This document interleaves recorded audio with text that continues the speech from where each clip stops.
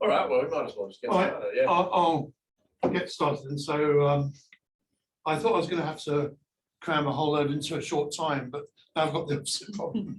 So we can talk around stuff as well. So is archaeoastronomy real? By archaeoastronomy, this is what the sort of astronomy people did thousands of years ago. Cultural astronomy is slightly different. Cultural astronomy includes current day Aboriginal astronomy, for example, whereas archaeoastronomy is, strictly speaking, what people did a long time ago. So probably the quintessential place in the world for archaeoastronomy is Stonehenge. Now, do a calibration. Who here knows what Stonehenge is? Right, a few people not really. Okay. All right. So Stonehenge is this enormous site built of enormous great stones in England, built. The first phase was built about 3000 BC, so it's 5,000 years old, and it kept on being having bits added to it and changed around over a period of about 2,000 years. So if you go there, it's an incredibly impressive thing. I was there actually a few weeks ago, purely by coincidence, and if you get a chance to go there, you really should. It's very impressive. If you went there a few years ago, go back again because they've got a new visitor centre, which is absolutely wonderful. Anyway, so you can see the size of those stones. Right. What do they have in the visitor centre? Like, what do they have in the visitor centre? Is it just information, or is there also souvenirs? Can you get like Stonehenge keychains and stuff? You can't. You're not allowed to chip bits off the stone. Actually, when I was a kid, you could. Yeah. When I was a kid, we used to sit on those stones having our picnic. But no, you can't actually get this. You have to walk around the stones now. Yeah. But yeah, they've got a mock-up of a Bronze Age village, for example. They've got skeletons, displays of skeletons and things, explained really well. And, big widescreen things, immersive things. And it's actually pretty good. You in the olden days, you used to go to Stonehenge and you saw these lumps of stone. You thought, oh, that's interesting. Wonder what they did with that.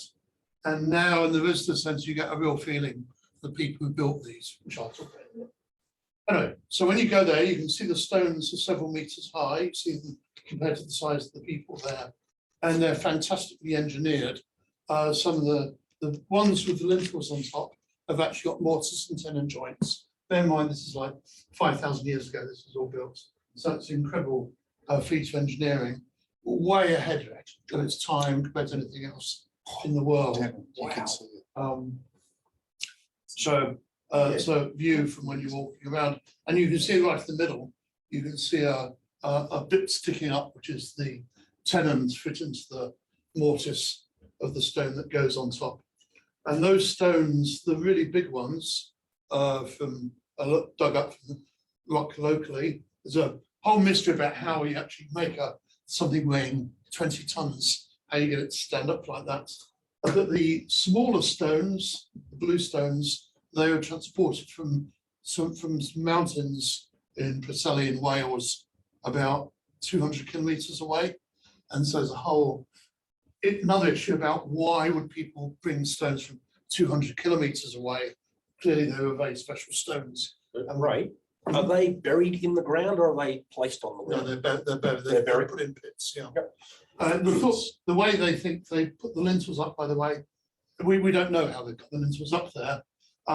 People have tried making cranes out of wood, and there's also available at the time. The most likely explanation is probably they built an earth bank to cover the stones and then hauled the lintels up there. So it's a very impressive monument. And it's in an area, so Stonehenge is down at the bottom there, and there's a whole load of other things around, like Woodhenge, which is now thought to be a sort of prototype made of wood for Stonehenge. Durrington Walls, which is a sacred village where the people lived who built it over a period of hundreds of years. To give you an idea of the amount of work that's required to build this thing, it would have taken, at the top of my head, let's say 1,000 people working full time for many years. This is in a country where the population at the time was maybe 20 or 30,000. So this is an enormous investment, not by the locals, but by the whole of Britain at the time. People from all over Britain clearly came there. We can actually see that from the fossil evidence. People from all over Britain came here to contribute to the building of this thing. Just north of it, about 25 kilometres, is another whole load of sacred sites. So clearly it's a very sacred area. Up there is a big stone circle of rocks like that. You can see my baby son sitting on the rock to give you a scale. You probably aren't allowed to sit on the stones nowadays, actually. Silbury Were Hill. you then? Pardon? Were you then? Yes, yes, yeah. So when did the not touching them come into play? Well, the Stonehenge ones, Yeah. unfortunately, there's vandalism and things. Yeah, but is that a recent thing, or is that when did that? I was there in 2010 and you were definitely nowhere near. Right. Yeah. So don't touch it. Yeah.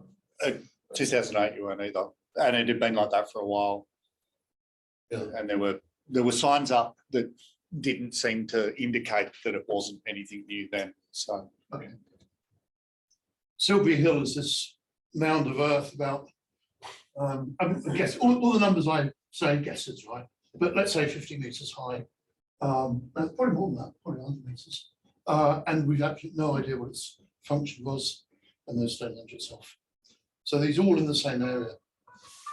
Are we sure that sorry, something just popped up on my feed. A hill that looked like that from 1900 or something, and under it's an Aztec temple. What's the different part of the world? Are we sure that's just dirt? When I was a kid, it is widely believed there was something, it's probably, as you say, a temple or a big ship or something. And there was a very famous BBC sponsored expedition to dig a tunnel right through the middle. All right. And they found absolutely nothing, other than they found it, there was actually structure to it, the way they built it. They've carefully built it with things. have they done the? I watch a lot of time teams, so they do all the ground penetrating radar and resistivity and all those sort of things. Have they done that as well? Do you know? Or There's been a lot of work. I don't know exactly what's been done, but it's a whole load of work. As far as we know, there's nothing inside of the construction materials. Okay. So that's a bit of a mystery. So there's a view of Stonehenge in the winter, but the important thing that makes Stonehenge really famous is that it clearly is astronomical. There's an axis to the whole thing. I'll show you more details in a minute. And the whole thing is clearly built around the midsummer sunrise. So this is standing at the center, looking out over that stone standing up. There's the heel stone, and the midsummer sun rises over. Here's my animation of it. Let's just go back. So you see the sun rising over the heel stone as you stand at the center, and you see these two dirt avenues.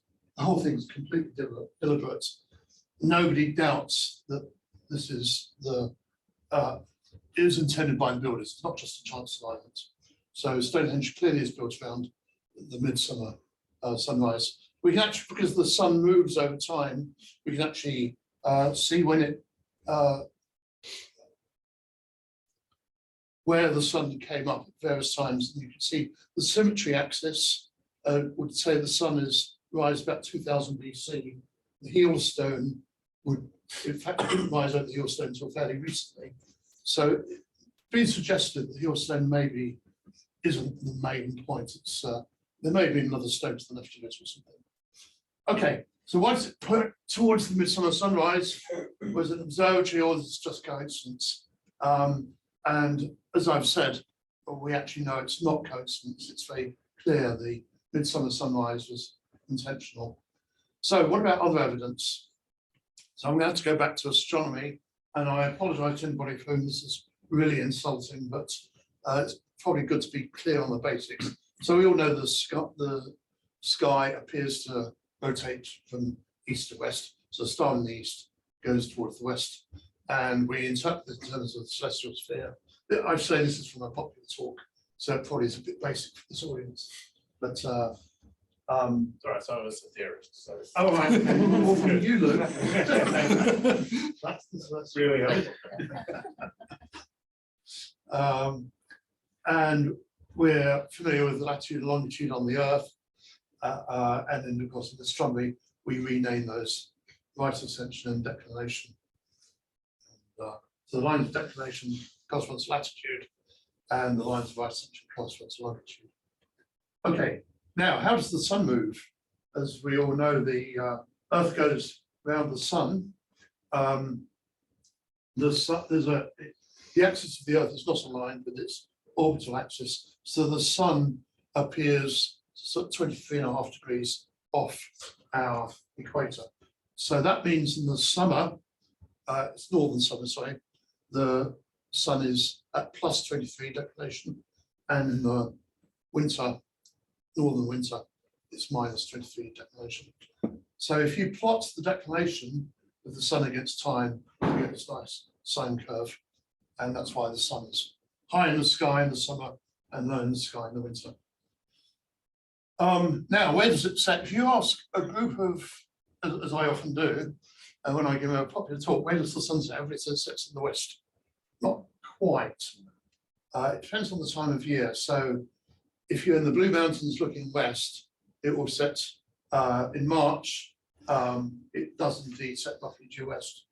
But if you look later in the year, by June, it's actually plus 23, and it's pretty well northwest where it sets. So where the sun sets varies with the time of year. And so something like Stonehenge is clearly set to mark declination 0. Sorry, that's wrong. It's midsummer sunrise, the declination plus 3.5. What about the moon? The moon is much more complicated because as well as the Earth's orbit around the sun, you've got the moon's orbit around the Earth, and that's going up and down by about 30 degrees. The moon's orbit is tilted by 5 degrees relative to the Earth's orbit, and what this does to the declination of the moon over time, that goes from plus or minus 29, but that plus or minus 29 changes with time. By the white ones are the full moons, the dark ones are the new moons, and you see they don't correspond in a particular way to the peaks. But spoiler alert, if you want to predict eclipses, you've actually got to register where the full moon and new moon occur relative to those peaks. So it's very difficult to predict eclipses, and you've got to do it really accurately. You look at the motion of the moon over a longer period, you find the amplitude of that sine wave changes. You do it over an even longer period, you find it goes like that.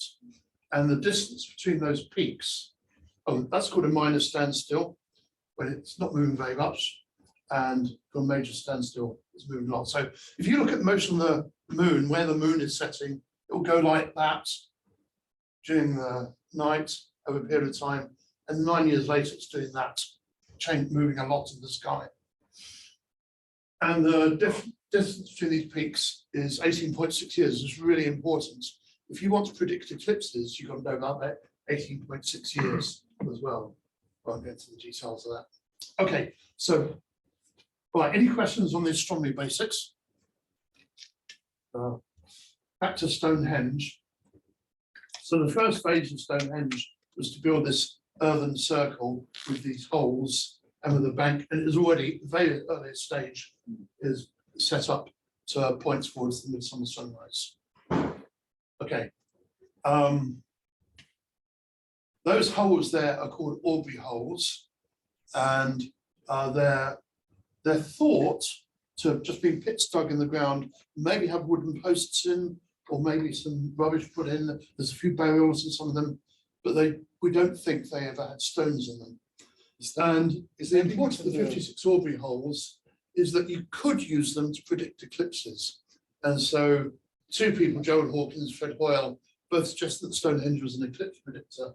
And that 18.6 years, which I spoke about earlier, is a third of 56. So you could have a stone in the Aubrey holes, and you move the stone each year, and you do various things like that. And Fred Hoyle showed that you could actually predict eclipses by taking careful measurements, moving the stones around. It could have been an astronomical calculator. If I set up a random group of objects on the floor here, let's say Lego bricks, I could probably find a way to use that random collection of Lego bricks as an eclipse predictor.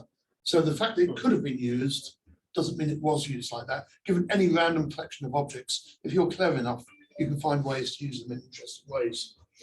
So these two guys proposed that Stonehenge was used to predict eclipses. But in fact, most people are fairly skeptical about that. Right, so I removed about 50 slides here about the history of Stonehenge. So Stonehenge got upgraded several times. I won't go into the details of that. But I'll move on to Stonehenge 3. These dates, they're probably a little bit younger than that nowadays. People would say probably 2000 BC. Anyway, don't bother about the details. By Stonehenge 3, you had a circle of stones around outside, and you had 4 very special stones, which are known as the station stones. And Sorry, those station stones are part of Stonehenge 3? yes, were that's they- right. okay. Yeah. And they're set up a bit earlier than that. 4 very special stones. They're very important in some way. And it's not known exactly how. Each has a little mound around it, like this. So here is without all the stones in the middle. You've got those 4 station stones. People here have suggested there were 2 heel stones. So, but the important point is, okay, we know about that alignment, the midsummer sunrise, and the station stones are also clearly aligned in the same direction. They point towards the midsummer sunrise as well. Nothing very surprising about that. What's interesting is that if you draw a line across the diagonals, it points to where the moon rises and sets at that minor standstill. Joshua, that's when the declination of the moon changed by only a small amount. And if you draw the lines perpendicular to the midsummer sunrise, it points to where the moon rises and sets at the major standstill. So you might deduce from this the station stones were set up for lunar observations. Sorry, Ray. This might be explained later, and if it is, sorry. Why is everything associated to midsummer and not midwinter or anything else? Oh, there are midwinter, but these, Oh, okay. for some reason we don't know, is midsummer is really important to them. We don't know. There are other alignments Okay. which are points at midwinter and so on. Now, the question you might have asked, Kieran, is how come the line to the moon at the major standstill is it perpendicular to the line to the midsummer sunrise? Does that always happen? No, it doesn't. You have to be at the latitude of Stonehenge for that to happen, or within about 50 kilometers. And so it's been suggested, I'm going to keep on saying it's been suggested, absolutely no evidence on one way or the other. It's been suggested that the position of Stonehenge was chosen, they decided to put it there because that's where the line to the major standstill is perpendicular to the line to the midsummer sunrise. We don't know. There's lots of hypotheses around this, and it's very difficult to assess them. What you'd really like to do is look at lots of Stonehenges and do a statistical analysis. We've only got one, and it's really hard to do. There are other circles though, aren't there? I'm sorry? There are other stone circles around. There are. I'll come on to those a bit later. But Stonehenge, none of them are like Stonehenge. Stonehenge is based, yeah. So just go on that point. There's maybe something like 800 stone circles in Britain. And one analogy you could take is to say, people, and there's some evidence, some of them were used for astronomy, and they may be like the parish churches. And this is like the cathedral for all of Britain. But why is the stage 3 so much later than the? I'm saying? Why is the stage 3 so much later than the original? If they originally realized that's the special location, why they? Yeah, we don't know. So it went over a period of more than 1,000 years. They were continually upgrading it, and they changed their mind. They put up some of the stones in one place, and a couple hundred years later, they took them down and moved them somewhere else. The blue stones were originally in one place, and they moved them to a different place. They changed their mind. We don't know whether it's a change in culture or they thought more about what they really needed to do. And we know nothing about these people. We don't know what their religion is. We don't know what language they spoke. We can find from their pottery. We can find their skeletons. We can do DNA. We know all about their DNA, but we know almost nothing about their culture. We've got a few bits of pottery and remains of their huts and so on. How do we know they move the stones around? How what's that? How do we know they move certain stones around? I don't know actually, for archaeologists say they do, and I believe them. One of the things, how do we know the stones came from the Priscillian Mountains, 200 kilometers away? We can do isotope analysis, and then now they've actually identified the quarry, where they're dug up from. We know exactly where they were dug from, and then they had to be moved by land and sea down to Stonehenge. Is there a bit of a trail of monuments that are all that bluestone from Wales all the way to Stonehenge? Like, No, you might expect to find chips of them or something like that. yeah. No, I thought there was a couple of those stones that Oh, either weren't appropriate or had been abandoned along the Okay, way you and might- then you might be right. recycled into something else. yeah, I don't know. I think I remember seeing a doco where they talked about, well, this is the route because you can see the bits that they left, Oh, right. or they dropped one and it cracked, or I think I remember. Yeah. If you ever want to see a Welsh quarry, just watch Doctor Who for a while. It'll be That's some true. some wild planet service Yeah. sooner or later. that, or a Welsh factory, or Aside from that's where those rocks came from, is there anything special about the quarries? Evan, you may remember from your, there was something that is known to be sacred locally, yeah, and I'm trying to think why it was known. I don't remember. no, I'm blanking as well. Maybe it's just folklore that's sacred mountains or something. I don't know. Okay. So we have these alignments to the midwinter and midsummer. Oh, you see, there's a. So if you look at the other direction, along midsummer alignment gets the midwinter alignment, and in fact, somebody would suggest maybe the midwinter is even more important. There are stones that seem to point more to that direction, and we've got the lunar standstills as well. Right, I've completely forgotten what came next off this. Oh yeah, the sarsen stones. So there's 3 lots of stones there. There's the trilithons, and those uprights weigh about 50 tons. They've got the lintels on top. So there's a group of 5 in the middle. Then you've got this ring of things around the outside of the sarsens, which have a lintel all the way round. And then you've got these little blue stones, like Mawsonton joints. Yep. And I haven't got that blue stones yet. Gerald Hawkins pointed out there's lots of other alignments. You stand at the centre, you can only see through some gaps. And these again point towards the lunar, major and minor standstills, and midsummer and midwinter, sunsets and sunrise. And now you start asking, well, okay, we all agree on midsummer sunrise, that's real. Station stones seem pretty important, that seems plausible. But now we're getting all these alignments. You have to ask yourself, well, could this just be chance? Because there's lots of sight lines from the centre looking through gaps and looking through other gaps that point to other declarations which aren't important at all. And so people start getting skeptical at this stage. Are these things real? And it's really hard to tell. And this is the problem that dogs all of archaeoastronomy and cultural astronomy.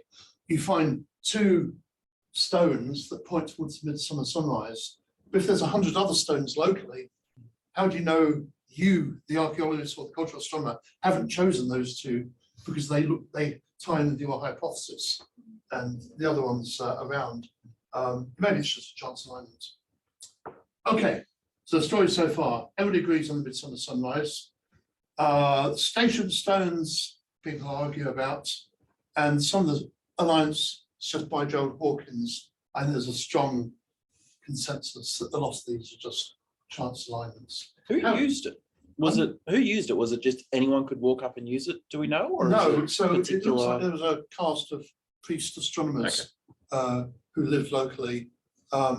There's some really good documentaries about this, because we used to know nothing about the people at all, but there's been some really good archaeology. So there's a nearby Bronze Age village, Durrington Moors, where the builders lived. And that also seems to be a celebration of life, where Stonehenge seems to be a celebration of death. And chances are nobody actually lived there, and the priest astronomers presumably used to commute there Downs and Norris isn't there. Okay, now, so that's all I'm going to say about Stonehenge for a bit. How many of the as- people working on this are retired from a different field? Yes, that's right. Is this going to be a recurring thing? It is. Okay. I'm afraid. Alexander, okay, we've got a bit more time, haven't I? Tom was an interesting guy. He is a Scotsman who took a cold shower in the bathroom, a cold bath in the garden every day. And he ate porridge with salt rather than sugar. And there's some story That's very. about him filling up a Presbyterianism in a drawer. nutshell, is it not? I'm sorry? That's very Presbyterian, isn't it? The cold showers and the. And he had a drawer in a cabinet of drawers, which he filled up with porridge. Oh, no, that's a real thing. Is it? Yeah. All That is the porridge drawer is a real food of astrology, food historical type thing that it's half made porridge. Is that a him thing or a No, common- it's a Scottish thing. Right. Half made porridge. Well, you soak the oats and they sort of part ferment as well. Oh, And then you fantastic. cut off a block and you prepare that for breakfast. But it's more And- how you make That's- porridge. Some of you will get that. Yes. Moving on. Alexander claimed in 1967 that many of these, so I said there's 600, 800 circles all around Britain. And he claimed that these were prehistoric astronomical observatories. And initially everybody said this is obviously a load of rubbish. All the archaeologists said it's a load of rubbish. And here's a typical stone circle.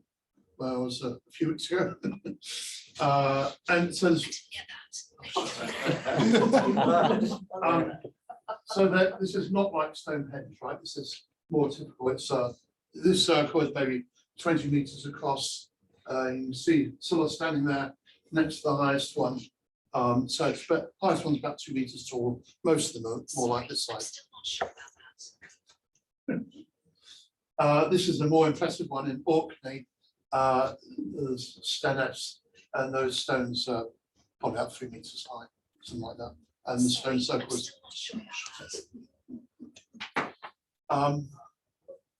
And the circle is about 100 meters across. This one is also thought to be astronomical. Okay, let's give you an idea of the sorts of alignment that Tom was talking about. So this is a site called Balakoi in the Western Isles of Scotland. And he said that if you stand here, so it's just a line of 3 stones. And if you stand here, the midsummer sun just grazes those mountains. I think there's the Paps of Jura. And you'll see it briefly as a flash, that notch. So you see the center stone and it's pointing towards a notch on the distant horizon. And so the setting midsummer sun does that. You just get a flash like that. And he said that therefore this site was obviously built to indicate these alignments. And he found hundreds of sites like this where the Bronze Age people or Neolithic Bronze Age people seem to have built these sites to indicate things like this. And people are very skeptical. How do you tell whether these things are real or just random coincidence that Tom happens to have found? In this particular case, at Balakoi, this is now a plan of the site. That's the line going up there, the second of winter, midsummer sun. If you look along the stones, and you actually see the setting midwinter sun on another line. So he's saying this site shows 2 of these alignments. How could that possibly just be by chance? He supported his hypothesis by making this thing he called a curvigram. So it's like a histogram, but he's added a little Gaussian for every site that he surveyed. And the width of the Gaussian shows the accuracy of the alignment. And then he piles them all up. So you can see, so this declination along the horizontal axis and one bump for each site that he surveyed. And you see they pile up at particular declinations. You see a whole pile of setting things about declination -30 on the left there, which is the declination of the moon. Another one at around -24, both rising and setting. So above the line is rising, below the line is setting. And they're due to the midsummer or midwinter sun, and so on. And you see that they're distinctly non-uniform, but they do seem to pile up at particular declinations, which seem to be astronomical declinations. So he said this shows that these things are not chance. He surveyed all these lines and cleared them up strictly uniform. And oh yeah, those are the solar ones, and those are the lunar ones. So does this show these are prehistoric astronomical observatories, or is this just by chance? Sorry, what year did he do? 67 he started all this, but he continued right through to the 80s doing this stuff. So anyway, the way that I got involved in this stuff, there's a group of us, we were all undergraduates at Cambridge, and we decided this is obviously a load of rubbish, and set out to disprove Tom's hypotheses. And those of you at Uluru a month ago, you'll remember the talk by Clive Ruggles, who's there on the left, and Phil Appleton was also there, is part of our team. But so many of you will have met Phil Appleton as well. And we were astounded when we went to survey a place like Balakoy that actually Tom had got his measurements right. Yes, at Balakoy you did indeed see the sun doing that at midsummer and so on. Still doesn't mean that they're astronomical. How do you know they're not by chance? So every summer vacation over a period of several years, a group of us, about half a dozen of us, went round the Scottish Islands surveying all these sites, all of Tom's sites and other sites as well. We did it a bit differently from Tom though. What Tom did, he went along to a site like this, and he said, oh yeah, that looks like an important alignment, so I'll survey that one. And when he added together all these things, he found that they're astronomical. We said, could Tom be influenced by his wish to prove his hypothesis? We never said he's fudging his data, there's no suggestion he's being dishonest, but perhaps unintentionally, unconsciously, he was choosing the alignments which fitted his hypothesis. So the way we chose our alignments, we set out a set of criteria in advance saying, we will, if there's two stones standing there, we will choose the line between them. If there's a big notch, and we put out this for priorities, what order are we going to survey things in? And right, that's what I just said. So we set up these rigorous criteria, how you select the most obvious lines without regard to any hypothesis. So this is one of the sites we surveyed, Lake Acantichoich, my best Gaelic. No idea how often I practiced that. So this is one where Tom said the lines between these stones indicate several astronomical alignments. The problem with this site was that some of the stones were Bronze Age, some were Iron Age, so they were actually built at completely different times by different people. And it's not clear the Bronze Age people would have known where the Iron Age people go to put their stones. Even worse, on the left is the Second World War gun battery, which Tom hadn't realised that's what it was. He thought it was prehistoric. And Tom had included the Second World War gun battery as one of the stones he used in his alignments. And when we surveyed this, this gives you an idea of the sort of thing we're doing. So this took us about a week to do this, I think. And we produced this plan, and there are, of course, alignments, but not statistically significant. There are no more astronomical alignments than you would expect by chance. So, sorry, how did you know it was a First World War gun battery? Research? Not sure. How would you not realize? Yeah, probably from the metal fittings, and I think it's actually an archaeologist who classified these, not us. So if one thing Tom showed was that, as well as his big curvy gram, if you looked in very fine detail at the lunar alignments and only chose the most accurate ones, you got then piling up. Now look at the scale now. This is in arc minutes. And so those two big bumps on the right are about 10 arc minutes apart, which I think, yeah, that corresponds to a 9 arc minute wobble of the moon, which is caused by another precession. If you want to predict eclipses, you've got to know about the 9 arc minute wobble. So Tom was saying, because of this curvigram, people actually did know about this 9 arc minute wobble, and they're interested in it enough to build these lines. So therefore they were predicting eclipses. Anyway, so we revisited these sites with our new criteria and redrew his graph. And oops, there we go. That's us surveying. It's really cold weather. It sometimes rains in England, you know.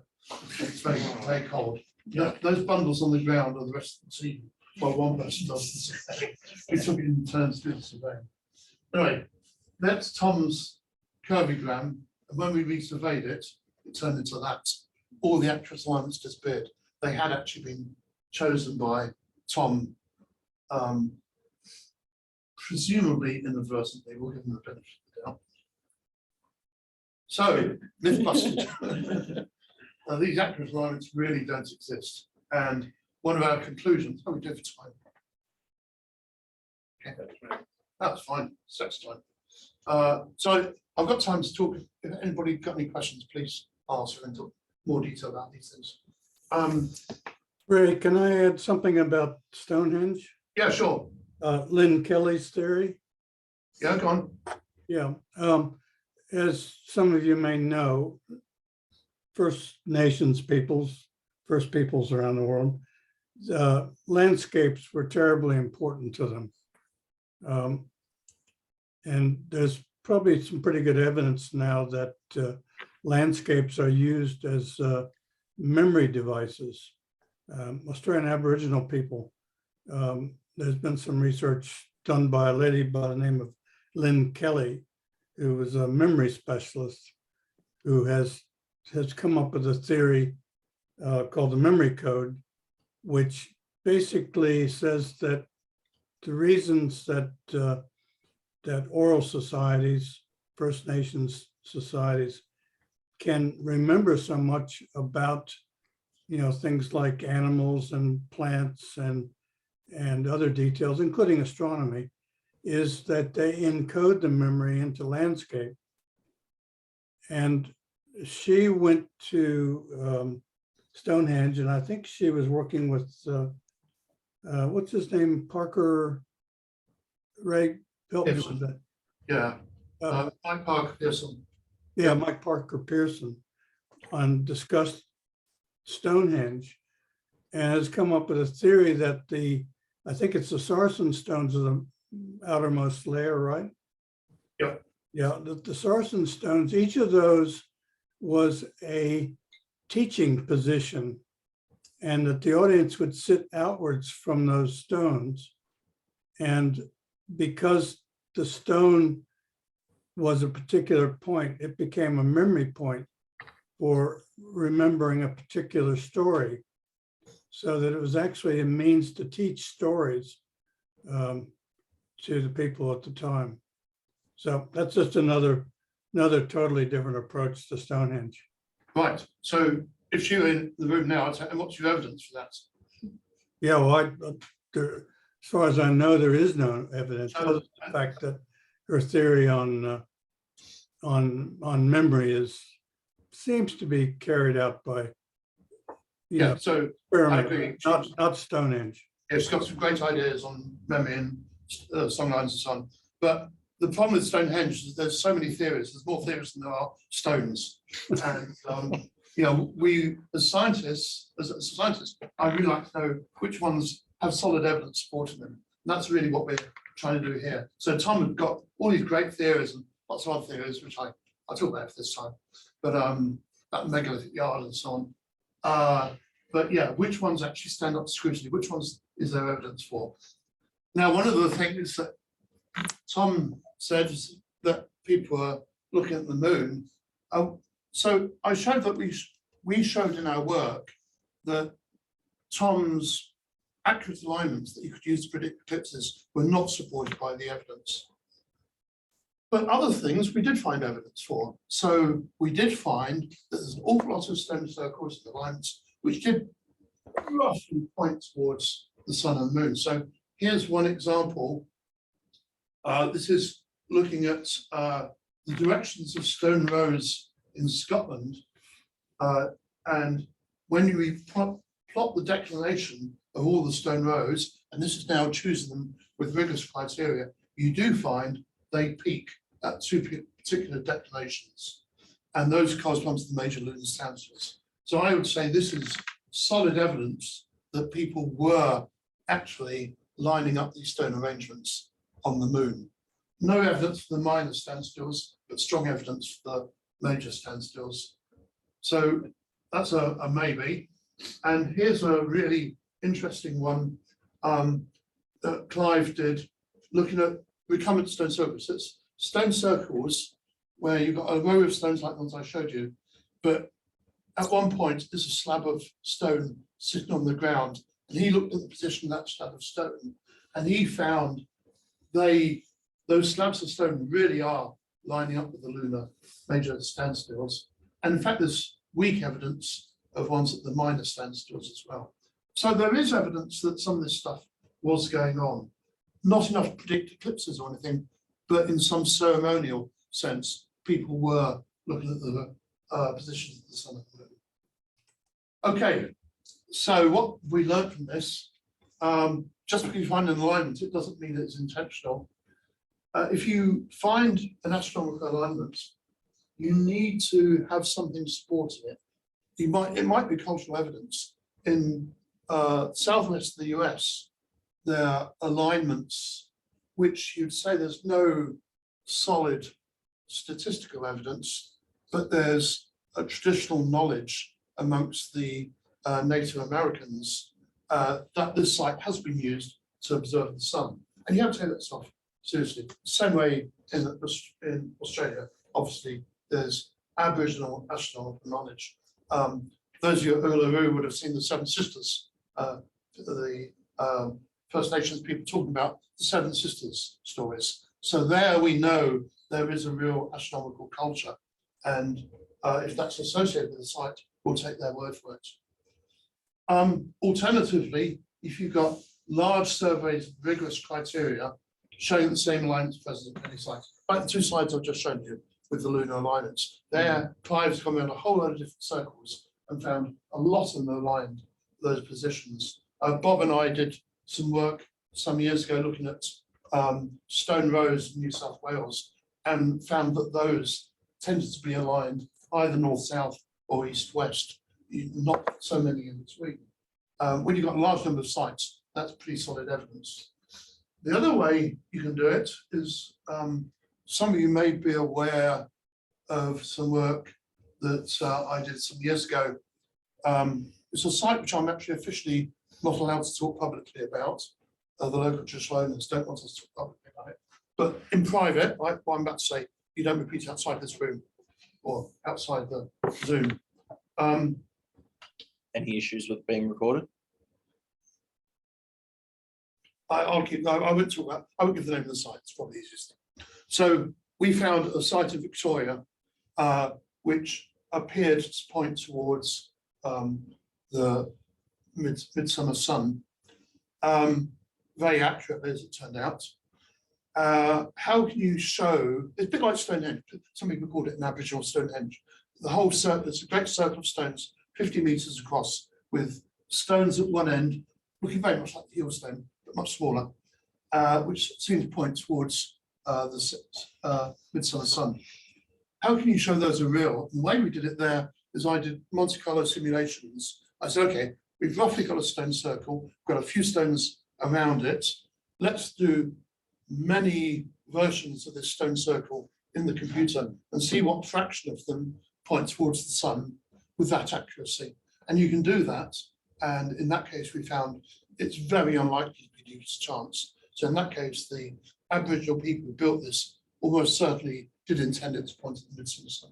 So I think to show that an alignment is real, you've got to do one of these three things. And without that, you really don't have evidence that these things are real. So conclusions, we know that the Neolithic Bronze Age people in England, Britain, did align their monuments on the position of the sun and moon, but they only did it roughly, not accurate enough to measure the position of the sun and moon, accurate enough to predict eclipses. And we don't know why. We've no idea why they did this. Presumably there's some ceremonial reason, but we can only guess at that. We don't find any evidence for accurate measurements or eclipse prediction. Okay, so that's ends to what I can take questions. I can talk to more about some of that stuff if you like. So yeah, questions. I've got two questions, sorry. When you mentioned the thing about Victoria, the Aboriginal people making a circular stone, is that too much of a coincidence that they're so similar to the circular sites that you find in England? So don't think so. So you find in many traditional sites all around the world, people tend to build circles of stone, right, or local materials. We also in New South Wales, we often find borings which are made of earth, but they're still same idea, circular things. And in Victoria, there are many, or there are several stone circles like that. So I think you're implying, could that be copying Stonehenge or something? Now we don't actually have a date for this, so in principle it could be people built it 20 years ago, but not 20 years ago. We know it's at least 100 or 200 years old, but is it coincidence that it points towards the midsummer sun? We know that people are very interested in the motion of the sun. We know that the Aboriginal people were interested in the rising and set points of stars and things. You know, when you first see the Pleiades in the morning, for example, is really important in many cultures. So it's not a surprise that they would be doing this. but that's with the Pleiades, for example, that's there in the night sky. You can ascribe stories, different cultures, but to build structures that are across continents that are quite similar and point to the same midsummer, that sort of requires engineering, which is quite similar. Yeah. That's quite bizarre. I don't know. I've been that curiosity worldwide, you know, people, they're always outside, letting up TV and all these devices we have to distract us, they're always outside. They would have seen all the risings and settings. It only takes one person on each continent to go, why don't we just mark this? Yeah. And, you know. So you're saying curiosity it's across curiosity continents leads to the all same across the world, type of yeah. engineering. Wow. That was the Yes. way of measuring time as well back there. Yes. And so there has been so many stone-based clocks have been identified in so many cities. Yeah. So maybe that could be another reason why they, like, if they put it midsummer, because just to align it with something, because sun's direction could be either side. So they may wanted to do it just to align it, because things could go Yeah. that. Well, that's one of the stresses of Stonehenge, that one of the early explanations of Stonehenge, why did they bother marking this, is so they can make a calendar so they know. Yeah. So this is, I should say Stonehenge was rebuilt just as agriculture was starting in Britain. And maybe they needed to know what time of year to plant the crops. But the counter argument is, we don't actually need to know that accurately. And actually it does change from year to year, depending on what the weather is. So you probably don't build lots like Stonehenge just to tell you when to plant the crops. There are some other stories with the Stonehenge in terms of as a burial site, like for the major people in the surroundings, they used to bring all the bodies and Yeah. There were some stories around that as well. That's right, yeah. So it's clearly so it's not just Stonehenge. I should say that around Stonehenge are many burial sites, many barrows as well. It's clear, very important sacred sites. The other reason you might make something Stonehenge or the site of Victoria is that if you, I don't know why you want to know where due west is, but let's suppose you did. How do you measure the position of due west? I showed you earlier the sun sets all over the place. You can't use the sun on its own. What you can do is plot the sun over a period of time, and you'll see it setting at different places on the horizon. And if you take that range of positions on the horizon, take the midpoint, that's as accurately due west. So, and at this site in Victoria, there is some evidence that people were actually marking that range as well. So that's possible. But why they'd want to know where due west was exactly, I've actually no idea. You can find south via other celestial means, and then. Well, it's not that easy. So assume that you haven't just had a lecture from somebody that says, oh, you just take the Southern Cross, draw that line there, draw that line there, where they inflict the due south. Let's assume nobody's told you that. How do you do it from scratch? Well, what you can do is watch the Southern Cross going round. Yeah. And again, you mark the extremes of its position and Yeah. take the midpoints.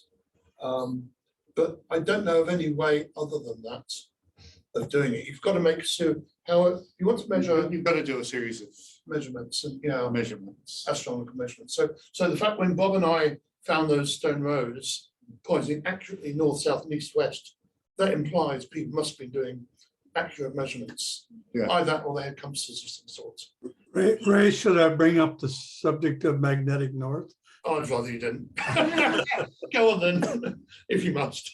Yeah, well, you know, some work that we did in stone arrangements, we did a Monte Carlo simulation to try to find peak points on directions in these arrangements.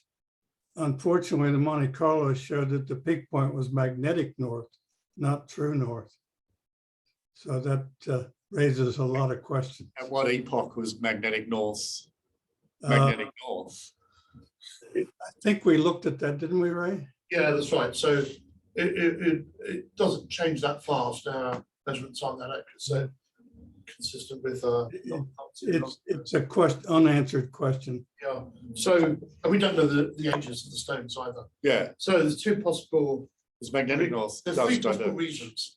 Either we screwed up our calculations some way, we can't rule out, or we're being completely fooled and these stone rows aren't Aboriginal, they're made by surveyors using magnetic compasses, or else the Aboriginal people had compasses. Yeah. And we know they did know about magnetic stones. They knew they are magic, and so they found these stones that attract and so on. But there's no evidence they actually ever tied one to a string, see which way it pointed. But you know, that's also a possibility. At the moment, it's just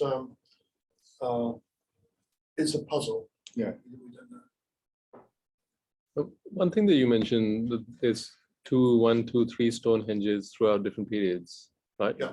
And seemingly, you also mentioned that we don't know anything about these people basically who built the Stonehenges. Yeah.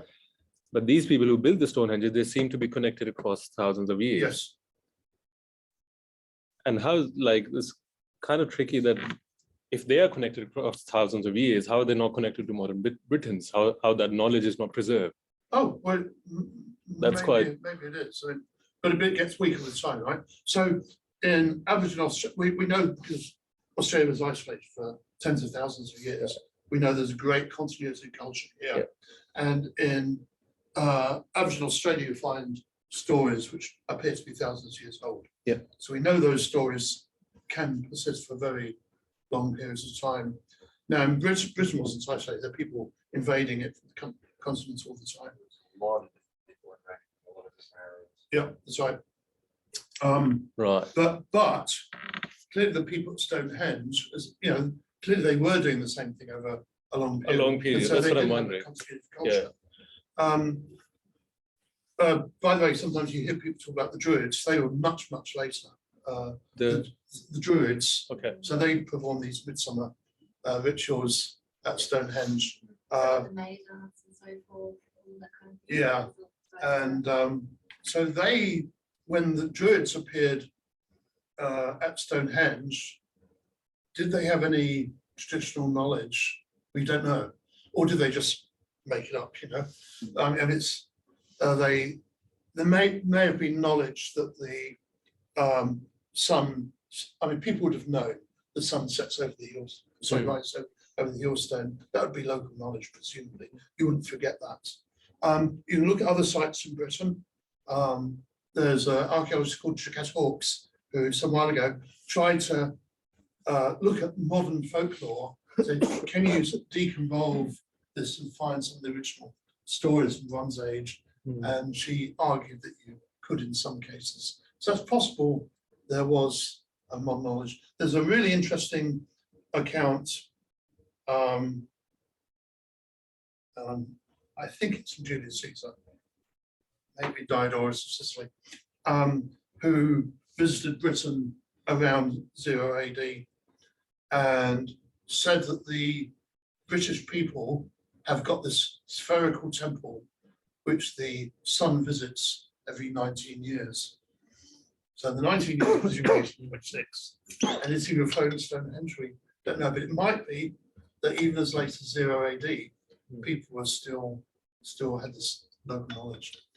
It kind of coincides with, like, for example, for 2,000 to 3,000 years, we've got a pre-Christian era, which is dominant, like the priests are circulated around this Stonehenges, and then maybe it's due to the like dawn of Christianity in Britain that much of this prehistoric knowledge has been given up because it's considered ancient religion or something. Yeah, This is pre-Christian though, isn't Pre-Christian, it? is it?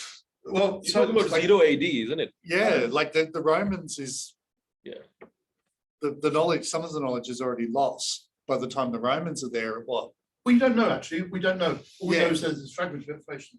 It's something that one of the Romans was told. Hmm. But the other interesting thing I find fascinating is that the old pagan religion in Britain persisted until about 1300 AD, what the Christians called witchcraft. Right. These are just people who believed in herbs and Right. spirits and so on.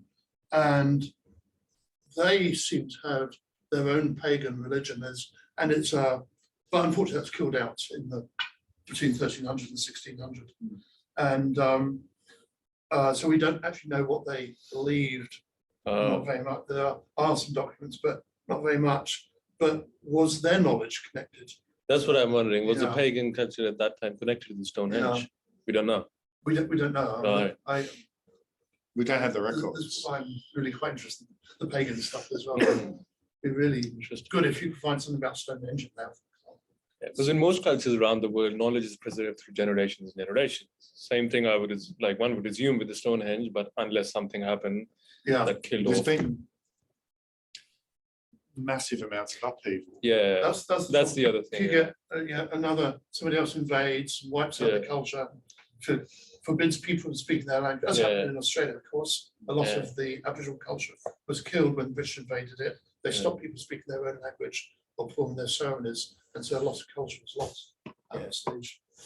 Ray, can I just read out that quote from Dame Mary Gilmore about solstices? Yeah. Okay, this is Dame Mary Gilmore, who was a writer back in the 1930s or so. Her father was a station manager up on the North Coast, and one of the things she wrote, I said, I well remember my father's astonishment and sense of discovery at finding that the natives knew the solstices just as truly as we did. I was too young to keep in mind all that he said about how they measured for the period, except that it was done by means of certain fixed mountain rocks known to the tribes. One of these was somewhere near the source of the Clarence River, that's up north. It was a rock mass that neither earthquake nor landslide could shake out of position. When the sun's edge at setting just touched the downline on one side of this rock and the sun's rising at the other edge, it marked the period of the sun's turning. The solstice was either just then or so many days of that, I can't remember which. Watch was kept by those chosen for this duty, astronomers obviously, which was of the utmost importance, the year being measured by it and tribal ceremonies depended on it for a date. When the watchers marked the time, messages were sent to all the tribes. The Aboriginal ceremonial year was half the length of ours.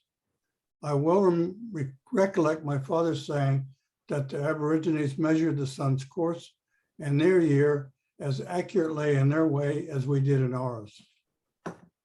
And it's an amazing quote. I wonder why. It's a shame she doesn't say why did they do it. I think it's more to do with ceremonies. Yeah, Rather than things like resources and stuff, because as you said earlier, resources don't have to be, you don't have to know the exact day. no. But it may be that some ceremonies had to be done on a particular day of the year. So, just speculation. Yeah, and that may well be what drove Stonehenge Stonehenge as well, similar thing. Sorry, Bob, you mentioned in that Aboriginals do 6-month years, essentially.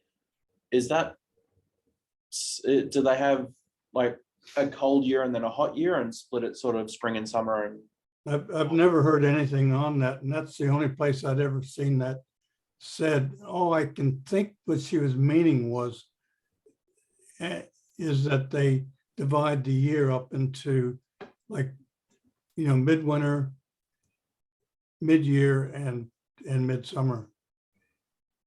But what that really means, I don't know. I've never heard it anywhere else. The calendars from the Northern Territory, which we know fairly well, they are for the year. So they typically have 6 seasons. Spread over a year. So Ray, are you considering like some other structures in the study as well? Like it is thought for the pyramids as well of Giza, that they are constructed in the same way, like Yeah. the sun and. Yes, that's right. There's lots of other Yeah, around the world as well. Many First Nations people did Yeah. very similar sorts of things. Obviously in South America, the Mayans and the Aztecs, some very similar stuff. that may infer some more information, like how, like, what are the similarities, what are the differences between the two? People do that. And there's a lot of papers comparing Okay. practices. Have you done the Monte Carlo type thing on Stonehenge itself? No, Tempting. that'd be great. I was going to say you could also do it on anywhere where you also have some cultural knowledge or textual knowledge or something, just and almost test it out the method. There's the whole can of worms once you start mixing cultural knowledge with Monte Carlo, as you can imagine. Right. I'm never going to say to a First Nation person, your cultural knowledge is not supported by it. Well, that wouldn't be. I can set up a set of stones and then tell you, like, stand here and look that way. And the fact that they're all the other random ones, you didn't read my instructions. You just stand here and look that way. Yeah. So it wouldn't prove it wrong, but it would prove it right. No, that's fine. And what would be really good if we could find some local cultural knowledge for the site in Victoria, where something where we think we do understand the statistics really well. Unfortunately, the people who built it were wiped out fairly early in the colony. There was one British guy who basically became a member of the language group, and I think became initiated. And then later he wrote it all down, but he actually didn't talk about any of the sacred stuff. Presumably because he initiated, he wrote it out. Right. It's very frustrating. We don't have good knowledge of what happened there. All right, any last questions? No. Thanks, Ray. That was great. Yeah. Thank you. We gave that a full hour.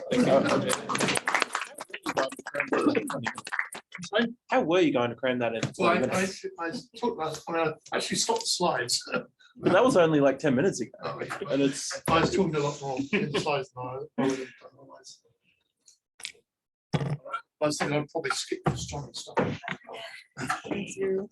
Thank you, Ray.